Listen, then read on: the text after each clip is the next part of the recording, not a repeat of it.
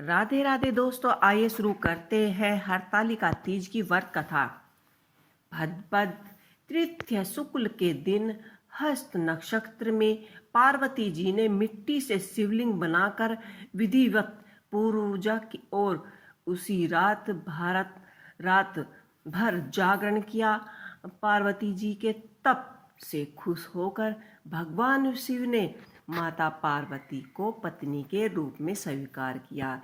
इसी तरह सखियों द्वारा उनका हरण कर लेने की वजह से इस व्रत का नाम हरतालिका तीज पड़ा। आइए शुरू करते हैं हरतालिका तीज की व्रत कथा। यह हरतालिका तीज व्रत कथा शिवजी ने ही माँ पार्वती को सुनाई थी। शिवजी भगवान ने इस कथा में माता पार्वती को उनका पिछला जन्म याद दिलाया था। पढ़े विस्तार से। हे गोरा, पिछले जन्म में तुम मुझे पाने के लिए बहुत ही छोटी सी उम्र में कठोर तपस्या और घोर तप किया करती थी। तुमने ना तो कुछ खाया और ना ही कुछ पिया, बस हवा और सूखे पत्ते चबाए। जला देने वाली गर्मी हो या कांपा देने वाली ठंड, तुम नहीं डटी रही। बारिश में भी तुमने जल नहीं पिया। तुम्हें इस हालत में देखकर तुम्हारे पिता दुखी थे। उनको दुखी देखकर नारद मुनि आए और उन्होंने कहा कि भगवान विष्णु के भोजन पर यहाँ आए हुए हैं। वही आपकी कन्या की से विवाह करना चाहते हैं। इसी बारे में मैं आपकी राय जानना चाहता हूँ। नारद जी की ये बात सुनकर उनके पिता बोले, अगर भगवान विष्णु यह चाहते हैं तो आपको तुरंत, जब तुम्हें इस विवाह के बारे में मैं पता चला तो मैं बहुत ही दुखी हुआ।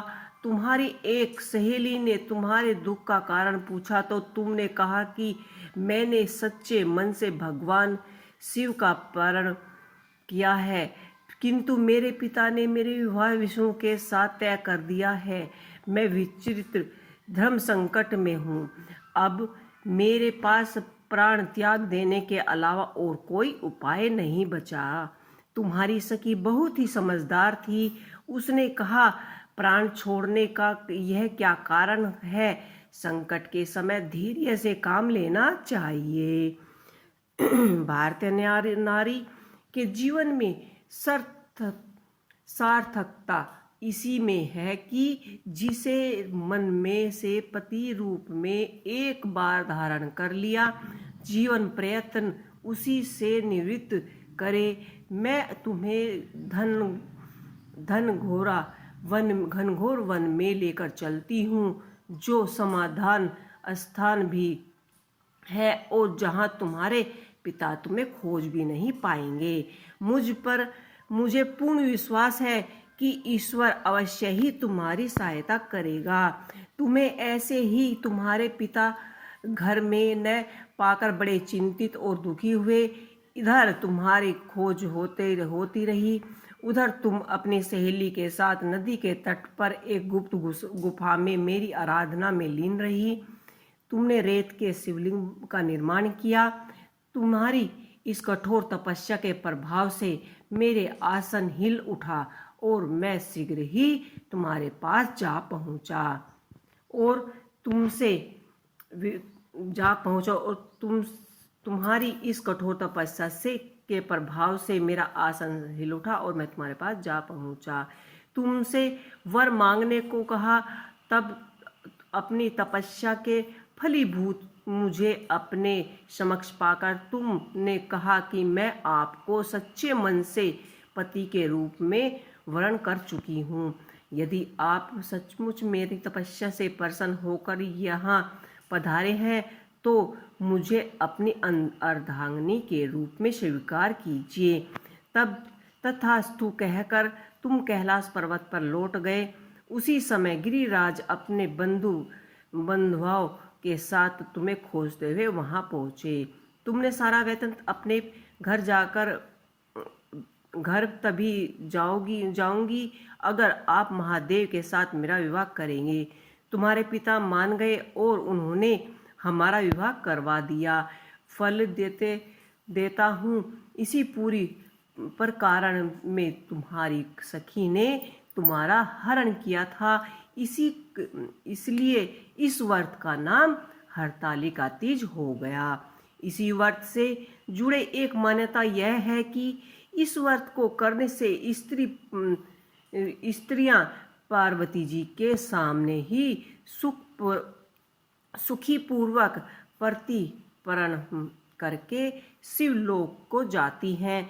सौभाग्य स्त्री अपने सुखी सुहाग के अखंड बनाए रखने के लिए अविवाहित युवतियों के मन में सौभाग्य स्त्री इस सुहाग को अखंड बनाए रखने के लिए अविवाहित युवतियां के मुताबिक वर मांगने के लिए हरतालिका तीज का व्रत करती हैं। इस व्रत को करने के लिए स्त्रियां सूर्य उदय से पहले उठ जाती हैं और नहा धोकर श्रृंगार करती हैं और पूजा करने के लिए केले के पत्ते से मंडप सजाकर गौरा शंकर की प्रतिमा स्थापित करती हैं और उन्हें फूल चढ़ाती हैं। भजन कीर्तन रात में भजन कीर्तन करती हैं, जागरण कर 3 बार आरती की जाती है और शिव पार्वती विवाह की कथा सुनी जाती है। इस व्रत के व्रती को शयन का निषेध है। इसके लिए उसी रात्रि में भोजन कीर्तन के साथ रात्रि जागरण करना पड़ता है। प्रातःकाल स्नान करके पश्चात श्रद्धा एवं भक्ति पूर्वक किसी भी सुपुत्र सुहागन महिला को श्रृंगार सामग्री वस्तु सामग्री फल मिष्ठान एवं यद्यपि शक्ति आभूषण का दान करना चाहिए। रेत के शिवलिंग बनाने चाहिए और जलाशय से विसर्जन करके खीर बनाकर उसको प्रसाद के रूप में बांटना चाहिए। तभी हरतालिका तीज का व्रत संपूर्ण होता है। तो दोस्तों, आपको ये मेरी हरतालिका तीज की व्रत कथा कैसी लगी मुझे कमेंट बॉक्स में लिखकर ज़रूर बताइएगा। इसी के साथ ओम नमः शिवाय।